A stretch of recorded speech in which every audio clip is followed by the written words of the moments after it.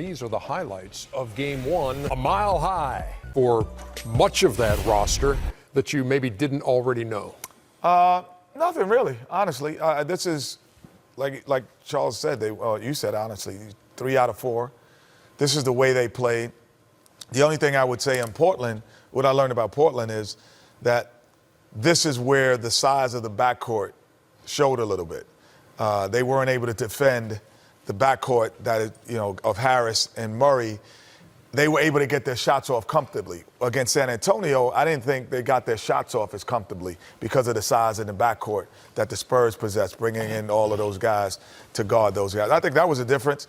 Also, I think Damian Lillard probably will say, I was a little too aggressive driving the lanes on pick and rolls. They were doubling him, and he was trying to split it every single time. I think he'll pull back on the pick and roll and maybe not be in attack mode, trying to dribble through the double team. A lot of people thought because Denver was in the Game 7 that they would be tired, but we know that doesn't matter. You're right. We know that when you play every other day, you're still in rhythm. I thought they had great rhythm tonight. They played well. I like how Millsap asserted himself. Everyone knows that Jokic and Jamal Murray, that's the 1-2 punch. But when you can get others to come in and give you high numbers, it's almost a guaranteed win. So Millsap came out and played tonight. And I have a question for the panel if we have time. Yeah. Well, Shaq and Charles, when you lose a Game 1 and you have to stay in a city for 48 hours for Game 2, like this is happening all the time, was that an advantage for you guys or a disadvantage? It was an advantage for me because you all know I'm sensitive. So I would go out and look for people to make me more even better. Like I walk around and people go, you went 2 for 19 for the free throw line. So it was just eat me up. And like I wouldn't do all the crazy stuff like go out during the regular season. I'd just go out, look for people to say something to me and just get real pumped up. Watch you guys, watch Chuck talk crazy. Somebody's going to come right up to you and say that stuff? All the time. Like, 2 for 19, hack and shack. Is that a foul? Like, is that a foul too? Like, what about you, Chuck? Number one, are you sensitive? Yeah. Very. We know that. No, I don't think it matters. I think for me, it didn't bother you. I thought what happened tonight in this game, Denver did not play nervous at all.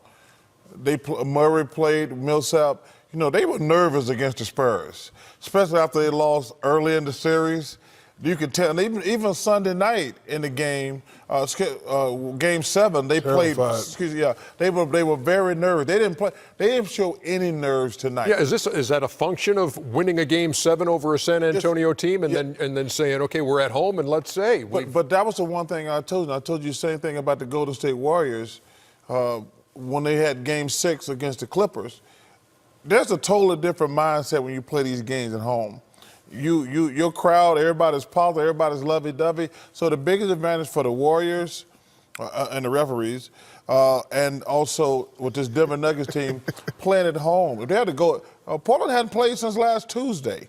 If they had been at home, it would have been a different feel. Well, I think the different thing also is if Denver had won Game 7 at home and had to travel.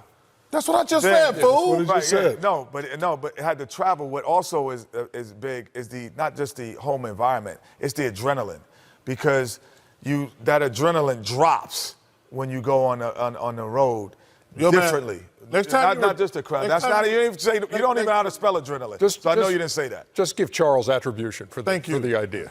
Stop repeating that to me all the time. Well, you repeat yourself 20 times a show. Thank you. What are you talking about? Yeah, but there's a difference between repeating what somebody else said and repeating what he said.